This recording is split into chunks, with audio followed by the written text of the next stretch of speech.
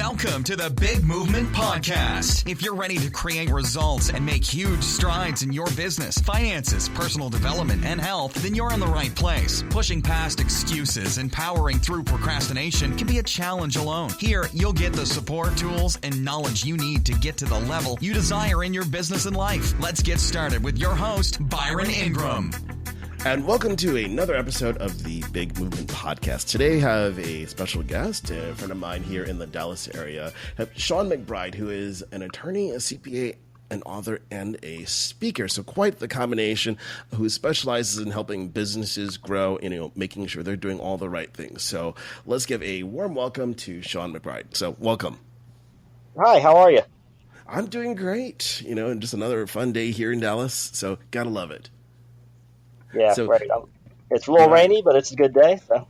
Right, exactly. It's one of those little odd things. You have no idea what's going to happen with weather. If you don't like it, wait 5 minutes. It's bound to change. Exactly. So now, Shawn, tell everybody a little bit about your background, about your story, because you have quite a distinct one. Yeah, I started out my career as an attorney, and then as things progressed, I started working with a lot of business owners. I also had taken my CPA exam and had a CPA license. So things evolved. And I started figuring out, people were calling on me to do a lot of educational stuff. And so I started doing more public speaking. And then eventually I wrote a book. So, while my subject matter has always been the same, helping business owners get the structure of their business right and building businesses, the format has changed over time.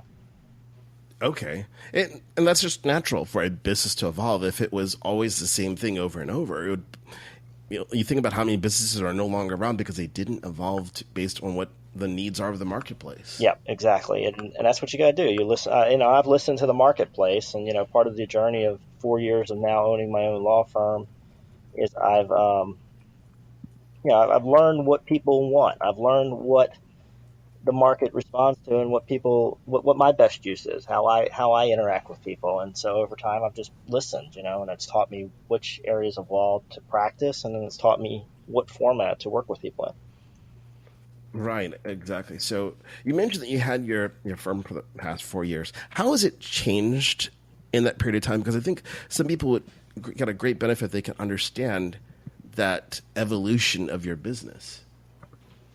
Yeah, I think it's been listening to the marketplace and seeing the evolution and, just doing what adds the highest value. And for me, it's educating. Clients come to me because they want to get educated. I'll find that most of my clients, they want to learn the law. A lot of my clients are very independent. They come to us for help, but they want to learn the law. And so that started teaching me to do more education activities and teach more. So that led to more public speaking and writing the book. So just listening and evolving.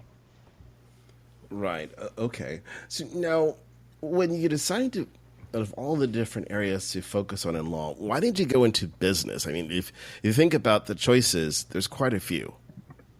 Exactly. And I had a passion for business. I studied accounting first. I figured out, accounting wasn't going to be my thing. I didn't want to spend all day auditing or looking at books or recording entries. So I started looking at law, and I took a survey course in business law. It spoke to me. So by the time I went to law school, I knew I wanted to be a business lawyer, and it turned out to be a good choice for me because my whole career has revolved around it. Nothing has changed. Okay, so you started off knowing the outcome then.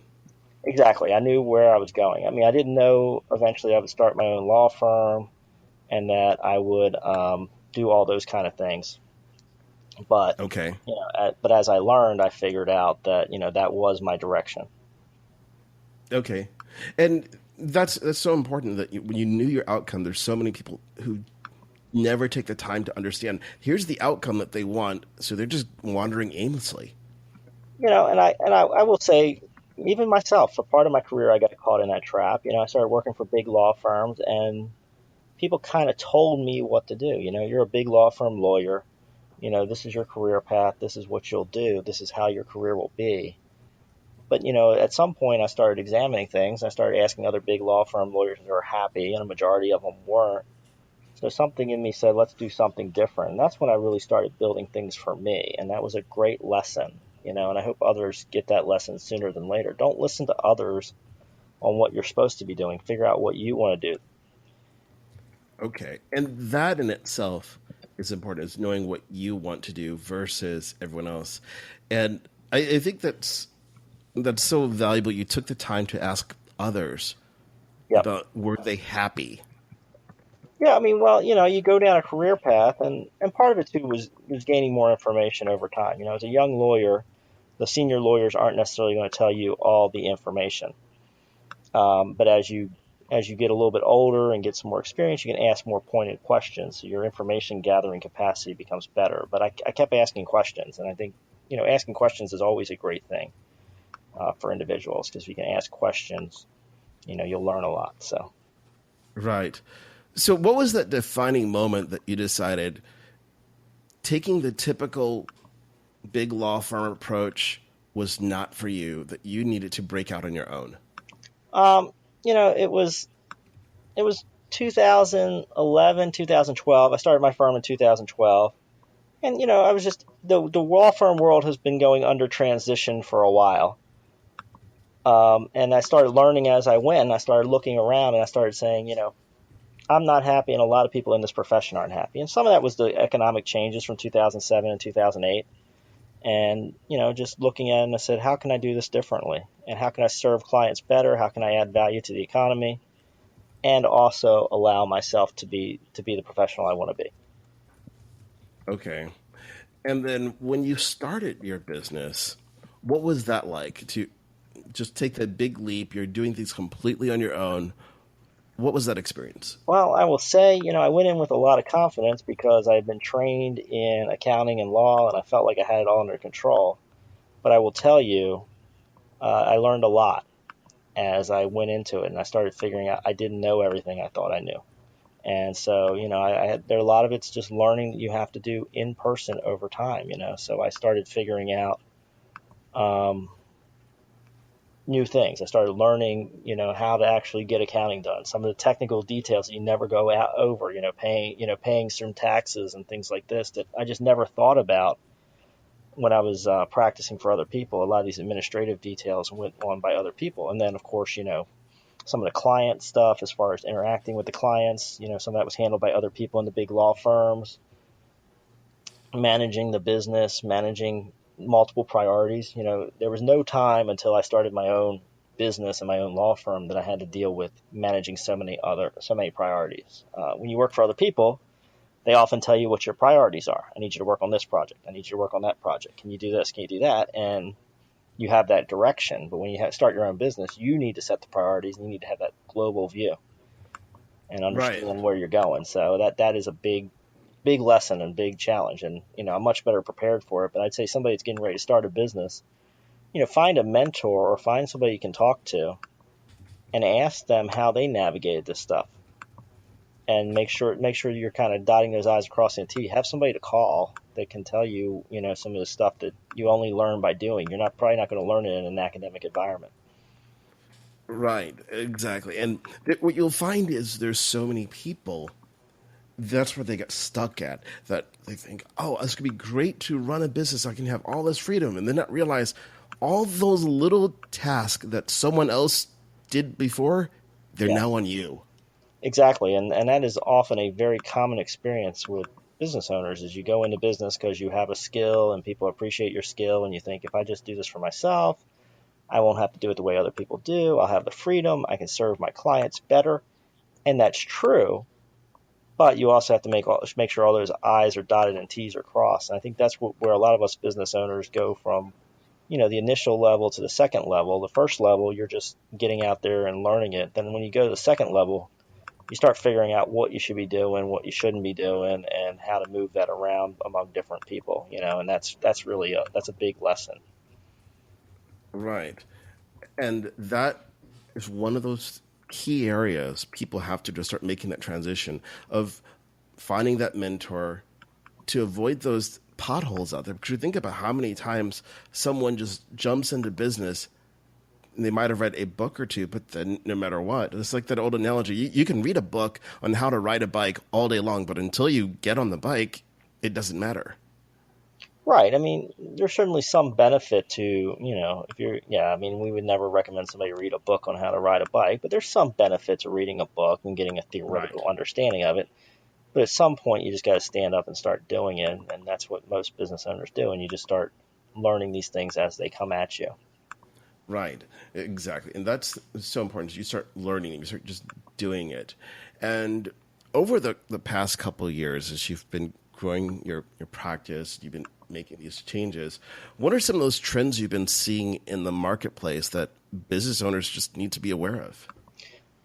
I think we've had a growing trend for small businesses and independents. I think we've gotten into an economy where a lot of times people are tapped for their knowledge. You can make good money being tapped for your knowledge, but that is becoming more and more of a standard thing that people are going into business for themselves, really playing off their expertise. So you have a lot of micro players, and the big players will hire on demand, so to speak. So they'll know they need help in my instance legal, and they'll hire on demand. So you can get some lucrative offers. There's not I think there's less and less traditional corporate jobs. People aren't hiring somebody in house to do everything. They are looking at, let me hire the expertise on demand that I need. And so we're really on this on demand economy, and we're learning as we go. So that's been a big evolution in the last several years. I'm certainly seeing more and more of that, and a lot of my clients fit into that category of being on-demand services. People call Okay. up as they need them. They say, "Hey, I need an accountant, or I need somebody who has sales expertise." So you're not necessarily looking to get. A lot of people are not looking to get a job in a company and have a career doing something. They are looking to fill a need. Right. So when you're looking at someone's business and you've seen it from the different perspectives, which do you feel that people they're having more success with in terms of being more on the on-demand economy of being hired for a project by the big players, or just running a typical small business and just farming out their knowledge to the masses? Which do you see people having more success with? I've seen both, and I think you have to pick a model. It's like most businesses. Who is your customer, and what is your target? I do a little bit of both. I speak, which allows me to educate a broad variety of people at the same time, and then I advise clients one-on-one privately, which allows clients to meet with me, and we'll deal with a very specific narrow issue. So we'll see both, and I think as I look at other people's businesses, a lot of businesses are a combination of the two. They Okay. are, some businesses are, but some are more one than another. There are some people who've certainly gone to a business model of, on-demand learning and online education, and they're hitting masses with their knowledge. And then other people have become highly customized. And then there's blends in the middle, and it really depends on your business model. I think the key for people is you need to understand what your business model is and how you're driving the value to your customers. Right, definitely. So now you mentioned that your business is that hybrid, and you're doing these multiple things where obviously you're working one-on-one with clients, you're speaking, you've written a book. How have you incorporated? Let's start with speaking. How have you incorporated that? Because I think a lot of people you want to do more speaking, but they're really not sure how does it really help them grow their business.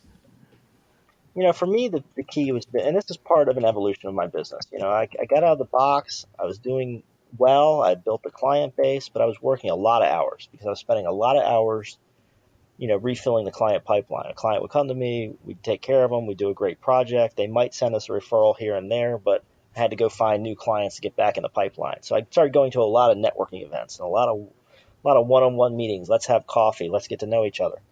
And I love that, and I love meeting with people, but it takes a lot of time. And so as I look backwards at one point, I did a study around late 2014. I did a study, and I said, where have my clients come from? And I traced it through networking events and one-on-one meetings. But one thing I found was I accidentally did a few speaking engagements in the prior years where people had said, hey, please come sit on this panel. Please come speak to my audience. And I could trace a lot of clients to my very few speaking engagements. So I said, that's powerful. And what it is you're getting your message in front of an audience. You're sharing your knowledge. They're benefiting from it. But you may be speaking to one or two people in that audience in a very direct level. They get the message. They need that help. and you build a connection with them, and then they reach out to you. So it's just a way of letting a lot of people know who you are and what you're doing at one time. Right. Oh, definitely. Speaking is extremely powerful when it's done properly. And right now, what have you found to be the most effective ways to get a speaking engagement? Because there's people out there that think, I want to speak, but they're like, well, how do I get a speaking gig? Yeah, part of it's, target organizations that have the need. You can go on meetup.com, you can go to Rotary clubs, you can do a lot of stuff when you're first starting out. Look for people that need your knowledge, and there's a lot of events, and the events need that knowledge. So figure out what your real expertise is, figure out which different topics. So a lot of times, from experience, I've learned as you talk to conference organizers, they'll say, what can you speak on? What is your expertise? So know what your expertise are, and look for audiences and conferences that need that expertise. And then what you'll find is at some point, like a lot of other things in business, it picks up momentum. And that's what happened for me. As I started speaking more and more, getting in front of more and more audiences, people from the audiences would then approach me and say, hey, can you come speak to this event? More calls would come in. People know me as a speaker, so they think of me first. If an opportunity pops up, it's pretty easy for me to get a speaking engagement if there's a match between my knowledge and what they need. It does pick up momentum. But if you're seeding it at the beginning, I'd say just get out there, get in front of audiences, practice. If you're really serious about it and you want to do it long term, you probably want to think about getting a speaking coach or other assistants so you get as good as possible as quick as you can. Right, and that is valuable. It's just to start doing it, because there's people out there that just want to think, if I know all this stuff, but I should be able to get in front of that big crowd. But there's that path that you have to go on that to prove yourself. You're not going to suddenly, unless you have something amazing happen to you where the whole world knows who you are, you're not going to jump to the front of the line. No, it's like most other businesses, and I've been in the speaking world for a while now. Been in National Speakers Association events, which is a national body of speakers, and you talk to them, and it's like every other business. You build it up over time. Your customers get better, your expertise gets better, your presenting style gets better, people start to know who you are. One smaller thing leads to a bigger thing, leads to a bigger thing. So it's a whole other line of business if you want to pursue it at that level. You can certainly use it occasionally as a supplement to your business and pop out and do an event here or do an event there. But right. you don't, if you say, hey, I'm going to be a big time speaker, that becomes a whole other business. But if you just want to do it as a supplement, show your knowledge and build some people, I think you can get some benefit there. That's certainly how I started in the speaking world, and it was very accidental. I just did events as people asked me to, but it did lead to clients. Oh, excellent. And today, how many speaking engagements are you typically doing? I haven't checked the numbers recently. We looked a couple months ago, and I had done 73 in the last rolling year. So I'm doing about 50 to 70 speaking engagements a year right now. Okay. Now that's quite a substantial amount. Yeah, and again, like I said before, one led to another, and I like speaking. I really enjoy being in front of audiences. And once the momentum was out there, and people started knowing me as a speaker, people approached me to speak. People forward me speaking opportunities. Here's an event. Do you want to speak with me as well? Or I'm a speaker and I saw this event, but I can't do it. Do you want to do it? So it's become a lot easier for me to get speaking engagements. And of course, once you've spoke, a number of times, I think it becomes a little bit easier because it's not as big of a thing. It becomes a more everyday thing. It's like going to the office or having a meeting with a client. Once you've done it enough times, you're very comfortable with the process. And so that built for me too. Right, definitely. So now you have a book that you wrote. Yep. What was the inspiration for writing it? For me, that book, the first book I came out with, and the only book I have yet, I'm working on a second, is called Business-Blunders, 10 Dangerous Mistakes.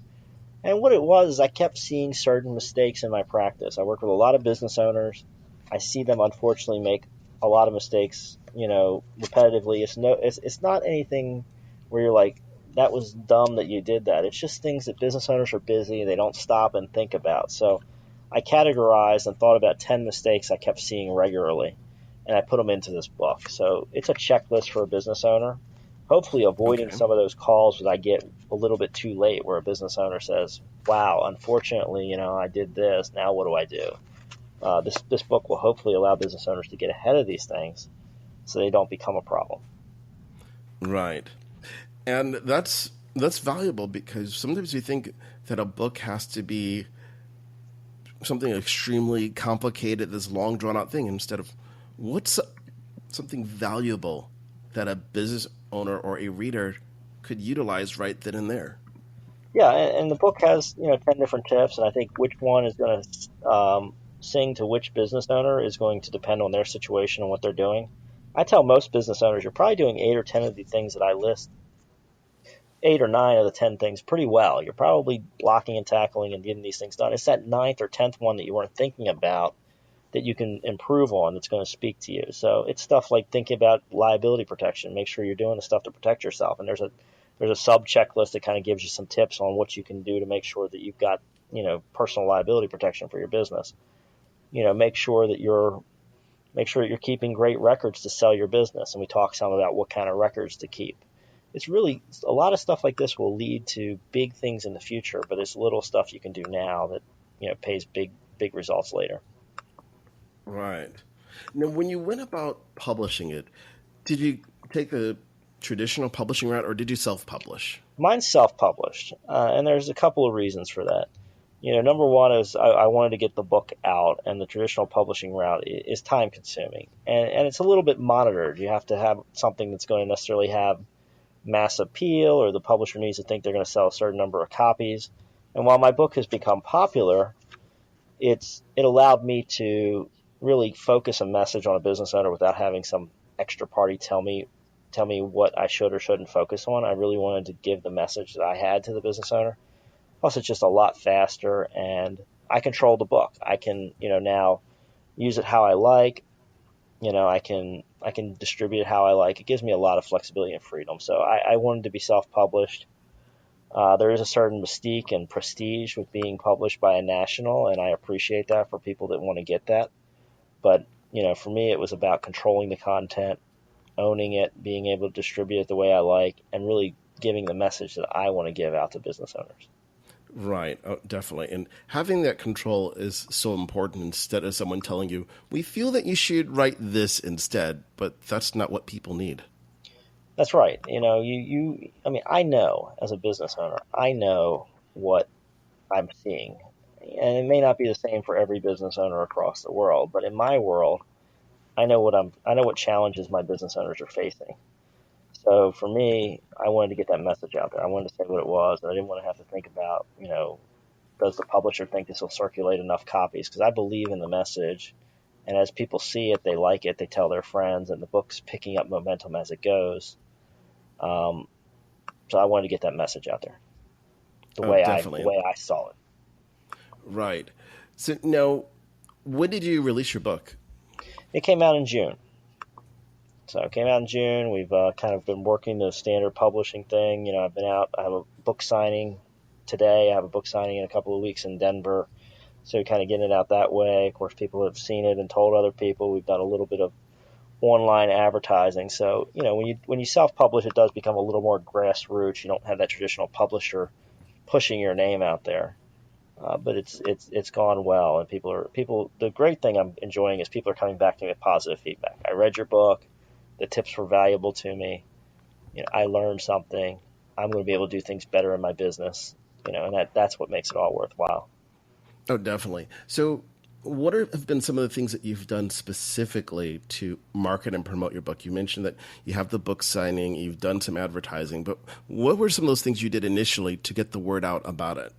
Well, part of it was pretty grassroots. I mean, I told a lot of people I knew, and I of course had trusted business contacts, and they bought copies, and I gave some of them copies early on, and that started getting word out there.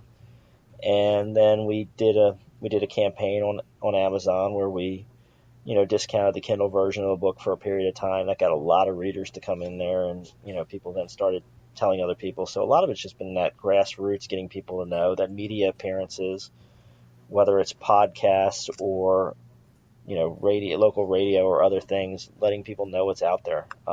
it's been funny. Since I published a book, a lot of people have told a lot of people, and I've certainly got more media attention in the last couple of months than I've had, since I started my law firm, because people see the book and they're excited about the book, and they tell people.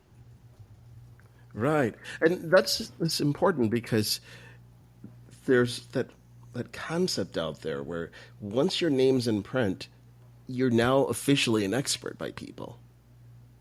And it doesn't matter That's if you right. self-publish it or not. It's the fact that you have a book. Exactly. Yeah. It really there's a credit. I think people understand it's a microcosm. There is a commitment to writing a book, regardless of whether you self-publish it or go through a traditional publishing. You're running a gauntlet to write a book. You've got to sit down and have the regularity of doing it. You've got to put your thought and effort into it. You've certainly got some type of expertise that you want to portray. You feel that you're an expert to write a book, whether, even if you're not, you feel that you're an expert. So there is all of these pieces that are just subliminally tied to somebody that writes a book. If you look at an author, that person was an expert. They went through the process of writing. They probably had an editor, went through an editing process. They went through getting it up on Amazon, even if you self-publish. You did a lot of stuff. You showed a commitment to a project and completed something that a lot of people never get around to doing. Right, definitely. It's not a quick and easy task that you'll see people say, oh, it's so simple to write a book, but you need to put effort and energy to make sure that it's something that people want to read and then ultimately share it. Right. And you want to have, and you've got to bring your knowledge down to a level that people can understand, and you have to think about the message. And one of the hardest parts for me, I wrote one book now, and I'm working on a couple more. It's just organizing it. You as an expert may know a lot of different things, but you've got to put it in a relatable fashion. You've got to break it into chapters and logically cover all the information, make sure there's not holes in there.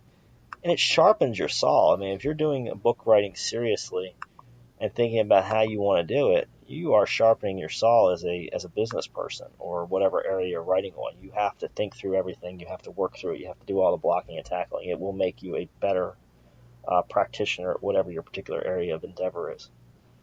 Right, exactly. So now in the book, because you talk about these 10 business blunders, how did you decide which 10? Because I'm sure there has to be way more than that you see throughout with working with clients. Exactly. Yeah. And that's right. It's not just 10. I had to pick 10.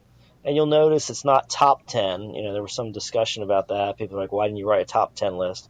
Because I can't say what the top 10s are. We didn't do that kind of statistical analysis. This is based on my experience.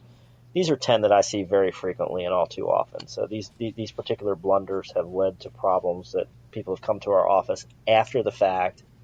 They have a problem with their business partner. They have a problem with their business, and it's a little too late. And we come in and start fixing things. So I just thought, man, wouldn't it be nice if a business owner had a guide to where they could start looking at things sooner than later and get ahead of problems before they became big problems. Right, definitely. Now, one of the things that I see out there, because when I'm working with clients and they're figuring out, like, well, how do we market our business? And I see this out there. There's usually multiple people involved with it. What's something that a business owner should consider when they have multiple people who are owners or their partners in the business? Things that if they don't take care of right now, it could become an issue later. Yeah, partnership agreements are certainly one of my passions. It's something we love to do at this law firm. We like to fix people. You want to think ahead about the evolution of life, and that's the biggest thing. Business partners often come to us very excited about their future. They have a plan, they have an idea, they want to get it launched, and they jump in. And often they're great friends. They may have even known each other for a period of time. They work together in another company, and all indications are everything's great. But what's going to happen is life is going to evolve. What happens when, as the case of one of my clients, one of the partners wants to work more hours to grow the business, and the other partner wants to spend more time with their family.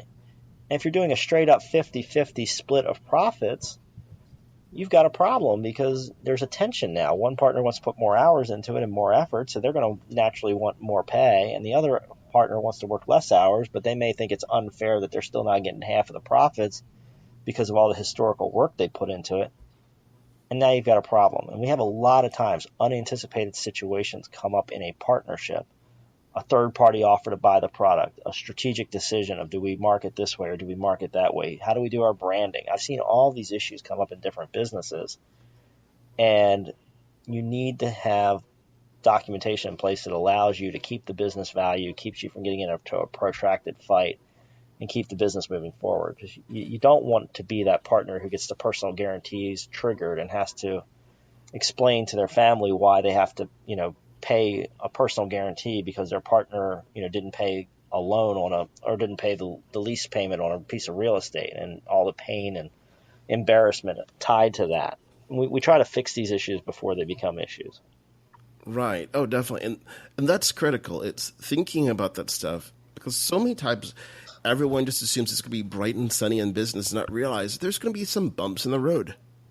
Exactly. And there are going to be bumps in the road, and things are going to evolve. We talked earlier about pivoting and matching your product offering to the market, and that's certainly just a natural evolution of the business. And while that's going to happen in your core business, you're going to change your offering, you're going to learn what the market wants, you may change your product, you may change your service, and tweak your marketing. All that's happening in your core business.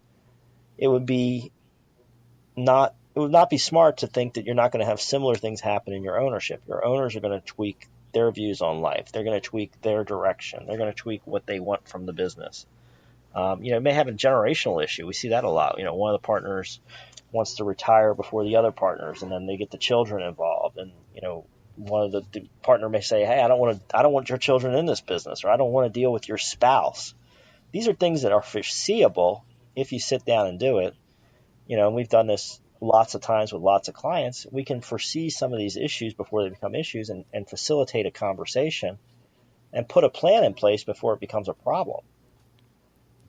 So now you mentioned that there's generational issues in businesses, along with in terms of partnerships and so forth. What are some of those other issues or latest trends in terms of things in business that you're seeing that a business owner should be aware of? Yeah, well, okay, so generational issues is a big one. People retiring, children coming up through the market, those things are happening more and more. And people, how does that change your partnership? How does that change your association with a spouse or a wife or a husband that wants to come in and be a part owner of the business, after something happens to their spouse or as their spouse is retiring or their children want to come up? So we're seeing that generational issue.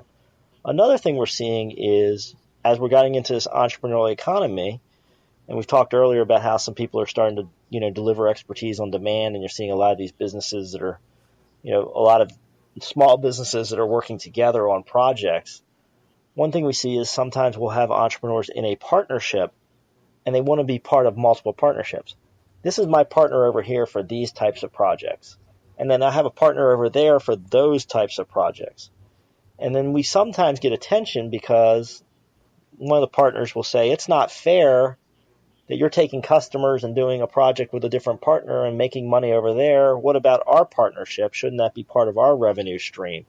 So these serial entrepreneurs that have multiple business interests is a recurring theme. Where do we draw the line between the businesses? How do we make them work together? How do we build it from there? So we see that theme a lot of how do we make multiple businesses work together? And that's, again, one of these issues where frank discussion up front, good documentation of what the scope of the first partnership is, makes it very clear so the partners can decide whether they want to get into a second or third partnership and how that looks. So we want to get ahead of that issue. That is a recurring theme now because I think the economy is becoming more and more specialized and more niche. And as people are doing more and more niches, some partners want to be involved in 2 or 3 different niche products at the same time, and they make sure they all work together. Right. Oh, definitely. And it's so critical because you see people every day doing that. They'll have those multiple partnerships out there, and it doesn't take much when you think about, let's say, friendships, that if people don't really take the time to identify how things are going to be, they could end up destroying so many relationships along the way. That's right. And that's unfortunately, on the backside of it, when we do the planning up front, rarely do the clients come back with a problem because we'll discuss issues. And I've even had clients come to us and spend a little bit of money, and then we lead them through a discussion process with their partner, and they say, I don't want to be partners with that person. And, for me, I say that's a good result because you just saved yourself a lot of heartache down the road. But when the people sit down and do the full planning, they agree to how the partnership's going to look, they agree to how it's going to work, there's rarely a problem down the road. There's rarely an issue. But when they don't plan, they don't have that full discussion about really what is our business, what are we agreeing to, what does this look like. That's when there starts to be hurt feelings. The partner sees the other partner go off and do another business and says, you took profits from me, and I didn't get the income, and I'm angry. It gets very emotional. And so we want to avoid that process. We want to get ahead of this and keep things very logical, business-like, set expectations, make everybody happy in the long term. And generally when people know what they're getting into and they feel like they got a fair deal, they're pretty happy. Right. Oh, definitely. So now as we're wrapping things up here, what's one resource out there that every business owner should know about that can help them? I think there's a couple. It's hard to identify just one. Obviously, books like my own, Business Blunders, will get you thinking about some of these issues. I love Michael Gerber's E-Myth. That's one of my favorite books of all time, talking about how to build your business for growth and not just build it for today. So there's a lot of great knowledge out there. Then, depending on your size, there's some government support available. The Small Business Development Center. There's entrepreneur programs that sometimes are low cost or free. Goldman Sachs 10,000 Small Business Program, for business owners that have reached a certain revenue size and a certain number of employees. Goldman Sachs has put together a funding for them. There's locations here in Dallas and other major markets throughout the U.S. That's just a great place. So I would say just keep yourself educating and learning. Learn from what other business owners have been through and grow from there. Oh, great. And how can people pick up a copy of your book? It is available on Amazon.com, and that's probably the easiest, quickest way is just go to Amazon, look for Business Blunders by Shawn McBride. It's got a blue cover. You'll find it. You'll find some reviews from other business owners that have telling you what their experience has been. And then if failing that, if you want, we're having a couple of book signings. We've got one here in Dallas today on August 15, and we'll also have some in other places. So that's another option as well, or at one of my speeches. Oh, excellent. That's great. And if people want to know more about how you can help them in their business, how can they reach out and contact you? Sure. I think the best way is just go to www.mcbride.business.com. If you go to that, that's my website for my strategy firm. And also, you'll find cross links there for my book and speaking business. And that it has a form you can fill out to get in touch with us. That's probably the easiest, quickest way to get a hold of us. Oh, excellent. Well, I want to thank you for coming on today and sharing your vast knowledge about business and how people need to structure properly so that they can avoid some of those business blunders. Thank you for having me. I really enjoyed it, and hopefully somebody picks up some stuff that helps them. That's the key is, hopefully we're all doing better and better in business, and we're doing it in a more and more safe fashion. Oh, definitely. Awesome. Thank you so much. Thank you. Thanks for listening to the Big Movement Podcast today. And be sure to subscribe so you don't miss an episode. Now that you've surely been inspired to take your entrepreneurial career and business to the next level, you can stop by the website and get more. And if you're ready to boost your business brand, be sure to grab your free report, 7 Easy Steps to Build Your Brand Today.